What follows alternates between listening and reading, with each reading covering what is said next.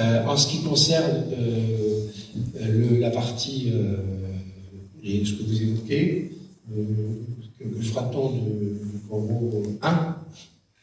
Eh bien, on a au début de la mandature mis en place un PLU, plan local d'urbanisme, très restrictif dans les coteaux et dans ce secteur de la ville. Bon.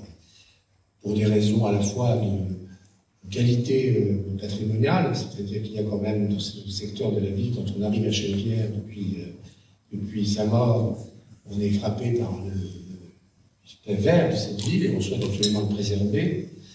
Donc, nous avons prévu ce qu'on appelle un coefficient de plein terre de 70%. Donc, seul 30% peut être construit. Et ensuite, deuxième point, nous avons prévu une hauteur maximale de 13 mètres, mais qui incorpore le sous-sol. C'est-à-dire qu'on est sur des immeubles à 2 étages, maximum. Donc, 30% d'espace, incorporant les voies d'accès. C'est-à-dire, s'il y a des voies d'accès qui sont recouvertes, c'est pour ça qu'on parle de coefficient de pleine terre, et qui sont considérés dans les 30% constructibles.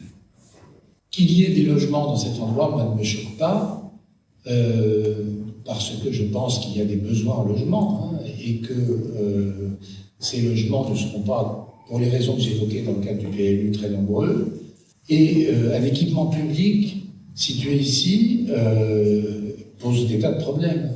Des problèmes de sécurité, d'accessibilité aussi, parce que les rues qui y conduisent ne sont pas adaptées, si vous voulez, à la mise en place d'un équipement public.